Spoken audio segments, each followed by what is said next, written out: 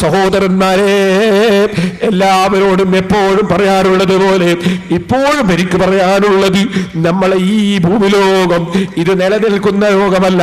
ഇവിടെയുള്ള ജീവിതം നിലനിൽക്കുകയില്ല. ഏത് മനുഷ്യനും ഈ ലോകത്ത് വെച്ച് വിട പറഞ്ഞു പോകും.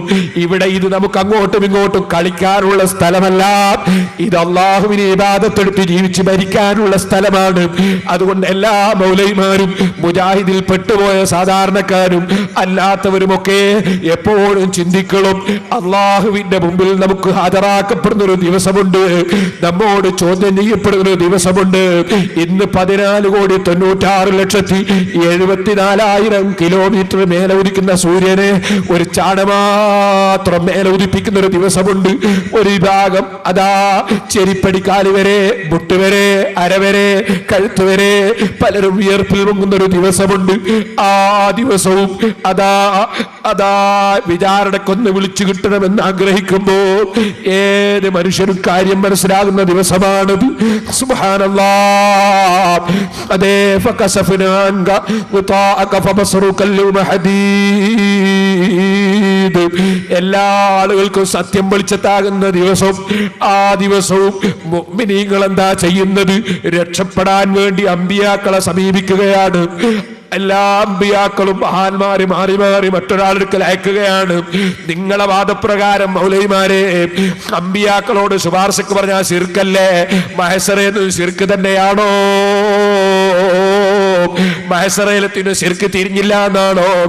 എന്നിട്ട് അവസാനം നബി സല്ലല്ലാഹു അലൈഹി വസല്ലം തങ്ങളുടെ സമീപത്തെത്തുമ്പോ അനലഹാ,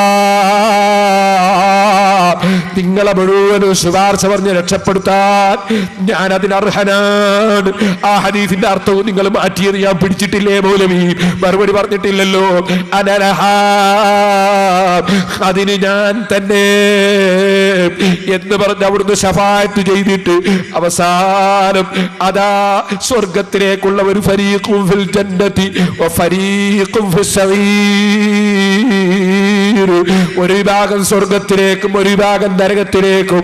അവിടെയും നബി സല്ലല്ലാഹു അലൈഹി വസല്ലം തങ്ങളുടെ ശഫാഅത്തല്ലേ, ശുപാർശക്ക് തേടലല്ലേ, ശുപാർശ പറയലല്ലേ. പിന്നെ അതിന്റെ ശേഷം അമ്പിയാക്കളും മലക്കുകളും ഔലിയാക്കളും അവിടെയും ശുപാർശ പറയുകയല്ലേ. ഞങ്ങളെ ശഫാഅത ഹബ്ലനാ ഫിൽ ഖിയാമത്തി മുസ്ഫിഖാ വഅഹ്ലനാ ഇല്ലാ സയ്യിദി ഖൈറൻ നബി എന്ന് ചൊല്ലുന്നത് കൊണ്ട് മുശ്രിക്കാണെന്നല്ലേ നിങ്ങളെ വാദം? അത് ചൊല്ലിയ മഹാന്മാരായ ആലിമീകൾ മുശ്രിക്കാണെന്നല്ലേ നിങ്ങളെ വാദം? ഈ വാദവും കൊണ്ട് മൗലവിമാരെ മഹ്ശറയിൽ രക്ഷപ്പെടൂല കേട്ടോ. ഈ കള്ളം പറയുന്ന, കഥ അട്ടിമറി നടത്തുന്ന, തട്ടിപ്പ് നടത്തുന്ന, ഇബാറത്തിന്റെ അർത്ഥം മാറ്റുന്ന, ആയത്തിന്റെ അർത്ഥം മാറ്റുന്ന ഈ മൗലവിയുടെ പിന്നാലെ കൂടിയാൽ ഓ മുജാഹിദിൽ പെട്ടുപോയ സാധാരണക്കാരാ, ആഖിറത്തുനിന്ന് കൈകടിച്ചിട്ട് കാര്യമില്ല കേട്ടോ. അക്രമി കൈകടിക്കുന്ന ഒരു ദിവസമാണത്. കാര്യമില്ലേ മുജാഹിദേ? എന്റെ ഈ പ്രസംഗം നിങ്ങൾ ആദ്യം മുതൽ അവസാനം വരെ ഒന്ന് ശരിക്കൊന്ന് കേൾക്കൂ മുജാഹിദേ, എന്നിട്ടൊന്ന് വിലയിരുത്തൂ മുജാഹിദേ. ഞാൻ ചീത്ത പറഞ്ഞു, എന്നെ നിങ്ങളെ മൗലവി എത്ര ചീത്ത പറഞ്ഞു, നിങ്ങൾ എത്ര എന്നെ ചീത്ത പറഞ്ഞു, നിങ്ങൾ ശരിക്കൊന്ന് കേൾക്കൂ മൗലവിമാരെ. അള്ളാഹു നിങ്ങൾക്ക് ഹിദായത്ത് നൽകട്ടെ. സന്മാ